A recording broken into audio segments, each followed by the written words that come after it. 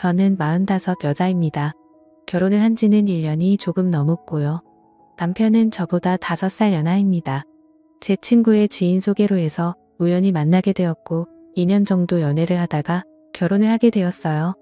남편은 저보다 또 2~5살이나 연하다 보니까 아직 사회초년등 무렵이었고 그나마 조금 더 안정적이고 자리를 잡은 제가 남편과 연애를 할 때 항상 돈을 더 부담했던 것 같아요. 뭐 그래도 아깝거나 그러지는 않았어요. 그만큼 남편을 사랑했으니까요. 남편은 저보다 나이가 어렸지만 일찍 어려서 아버님이 돌아가셨어서 철이 빨리 들었다고 할 만큼 무척이나 성숙하고 마음씨가 넓은 남자였죠. 그렇기에 저보다 돈을 좀 못 벌고 있어도 그동안 만났던 남자들보다 훨씬 사랑하는 마음이 컸고 그래서 결국 결혼을 하게 됐답니다. 결혼을 할 때도 남편 쪽에서 시어머니는 저를 반대하실 일도 없었고 너무나 쉽게 허락을 받았지만 저희 집 부모님은 저희 남편을 상당히 못마땅해 하셨습니다. 부모님이 한 분이 안 계신다는 것도 좋게 보지 않으셨고 형편이 좋지 못하다는 것만 아이가 어리다는 것이다. 그리고 남편이 직장을 다니지만 그렇게 자랑할 만한 직장은 아니고 어떻게 보면 변변찮은 직장이었기에 저희 부모님은 정말 많은 반대를 하셨죠. 하지만 자식 이기는 부모 없다고 하죠. 저희 부모님도 결국에는 제 뜻을 따라주셨고 결국 결혼을 하게 됐답니다. 결혼 비용은 당연히 제가 더 많이 부담을 했고요. 저희 집 형편도 그렇게 넉넉한 건 아니지만 남편보다는 확실히 조금 더 여유가 있는 상황이었고 저 또한 그동안 일을 하면서 허는 곳에 돈을 쓰지 않고 차곡차곡 돈을 모았기에 제 또래 사람들보다는 모아둔 돈이 있었거든요. 그래서 대출을 좀 껴서 저희 쪽에서 거의 다 내고 집은 제 명의로 해서 결혼을 했답니다. 이건 남편과 저와의 기본적인 설명이고요. 이제 제 여동생 이야기를 꺼내야 될 것 같네요. 저는 형제가 여동생 하나 있어요. 여동생은 저랑 인기 차이가 나죠. 저랑은 완전히 정반대의 스타일이랍니다. 여자들끼리 흔히 여우라는 표현을 많이 쓰잖아요. 딱 저희 동생이 그런 스타일이에요. 질투심도 엄청 많고 어렸을 때부터 부모님 사랑을 되찾이하고 싶어서 저에게 피해를 주면서까지 몹쓸 행동도 참 많이 하는 아이죠. 그에 비해 저는 여우보다는 공이 같은 스타일이라 동생이 그런 행동을 해도 알면서도 그냥 당해줬던 것들이 정말 많고 그냥 그런 모습도 귀여워 보였답니다. 그리고 나이가 먹으며 바뀔 거라 생각했죠. 하지만 여동생은 나이가 먹을수록 더 철이 없어졌고 자기 멋대로 했어요. 어렸을 때부터 남자친구를 사귀기 시작해서 툭하면 거짓말치고 집에 들어오지 않는 게 일상다방사였고 그래서 부모님 속도 많이 썩이고 대학에 가서는 남자를 잘못 만나서 애들 가진 저까지 있습니다. 그때 저희 집은 정말 난리가 났었죠. 고작 20살 애가 그것도 자기랑 동갑내기인 남자랑 사고로 애를 만들어 왔으니까요.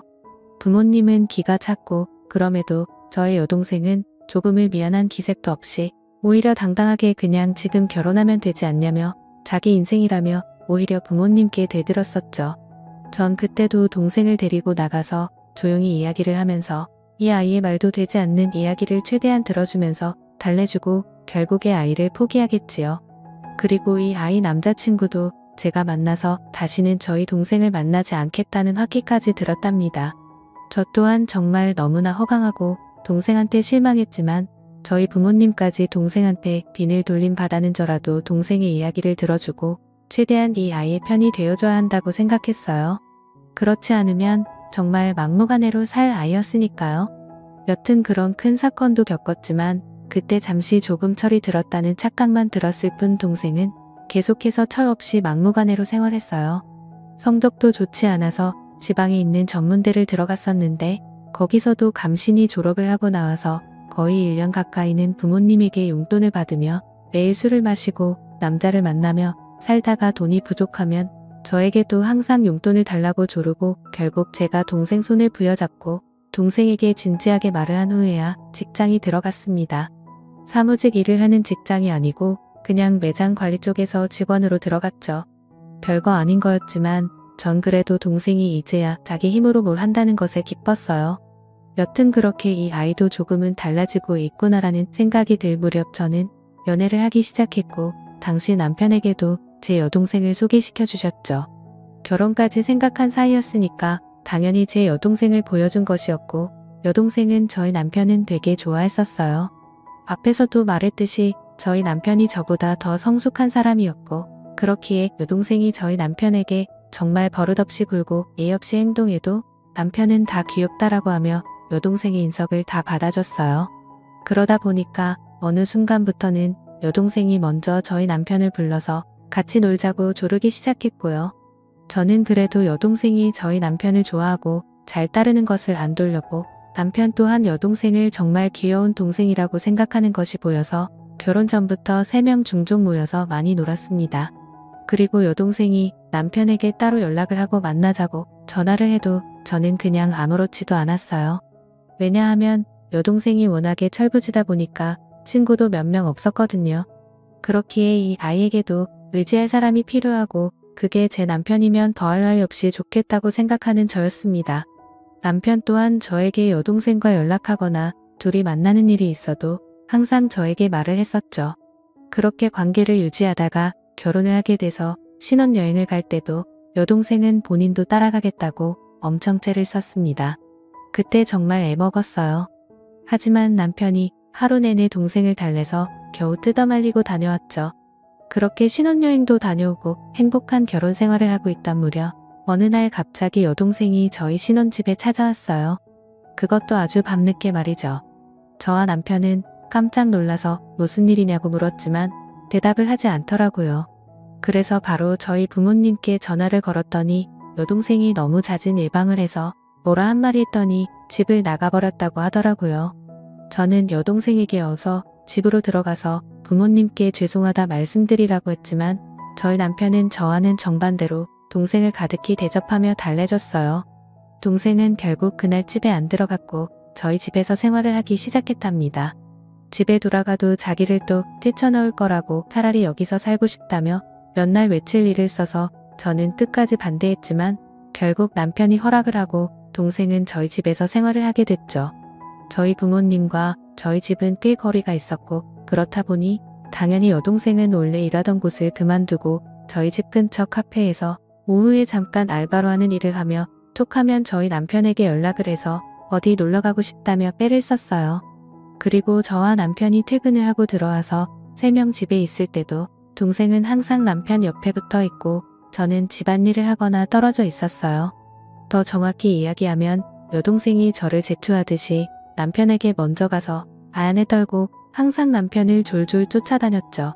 이런 여동생의 모습에 화가 나기도 해서 남편에게 가끔씩 투정을 부린 적도 있지만 남편은 제 여동생이 어렸을 때 그런 큰일도 겪었다는 걸 안타깝게 생각한다면서 저의 투정보다는 항상 여동생을 더 먼저 신경 쓰기 시작했죠. 그리고 저도 여동생을 견제한다는 게 뭔가 말이 안 되고 제 스스로 웃기기도 해서 그냥 신경을 쓰지 않으려고 노력했답니다. 그러던 중에 제가 잠깐 3박 4일로 출장을 가야 돼 일이 생겼어요. 그런데 뭔가 단둘이 집에 남겨두기에는 조금 그랬기에 여동생에게 그냥 이제 집에 돌아가라고 이야기를 했지만 당연히 제 말을 듣지는 않았고 남편도 그 주에 이미 바빠서 집에 늦게 들어올 것 같으니까 저보고 그냥 안심하고 다녀오라는 말을 했죠. 저는 그래서 한편의 불안감을 남겨둔 채 출장을 가게 됐습니다. 출장을 가면서도 계속 남편과 연락을 하면서 갔고 거기서 일을 보는 도중에도 틈틈이 연락을 했어요. 그러다 거기 일정이 예정보다 하루 일찍 마치게 되었고 그냥 거기서 하루 쉬고 올 수 있었지만 저는 바로 그날 출발해서 집에는 새벽에 도착을 하게 되었죠. 그렇게 집 비밀번호를 열고 들어가는데 우선 눈에 보이는 거실에는 안주거리라고 보이는 여러 음식과 함께 술이 있었고 저는 바로 동생 방에 가고 왔지만 동생 없기에 불안한 마음으로 문이 닫혀있는 저와 남편의 침실이 있는 방에 눈을 열었더니 남편과 동생이 한 침대에 누워 있더라고요. 저는 그 순간 정신이 멍했습니다. 아니, 그 상태로 몇 초 정도를 아무 말도 못하고 있었던 것 같아요. 그 후에 일어나고 나서야 정신이 번쩍 들었고 소리를 질렀죠. 그때 남편과 여동생은 깜짝 놀라 새로 일어나더라고요. 둘이 변명하기도 전에 당황해하는데 그냥 딱 불륜 현장이 들켜서 행동하는 남자와 여자 같더라고요.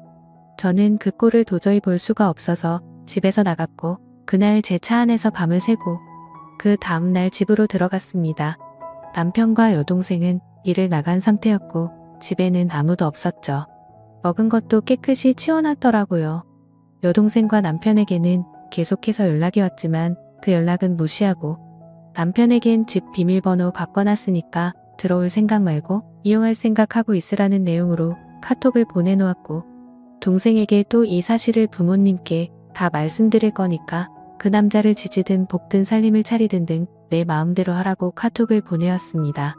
당연히 집 비밀번호는 바꿔놨고요. 그날 결국 남편과 여동생은 제 집에 들어올 수가 없었습니다. 제 여동생은 본가를 돌아갔지만 제가 이미 이런 사실을 저희 부모님께 말씀드려놨기에 본가에서도 쫓겨났고요. 남편은 계속해서 오해라며 연락이 오고 있는 상태이지만 저는 이혼 소송을 준비 중이랍니다. 여동생과는 가족의 연을 끊을 것이고요. 저한테 이런 일이 벌어졌다는 게 아직도 안 느끼네요. 지금까지 제 사연을 들어주셔서 감사합니다.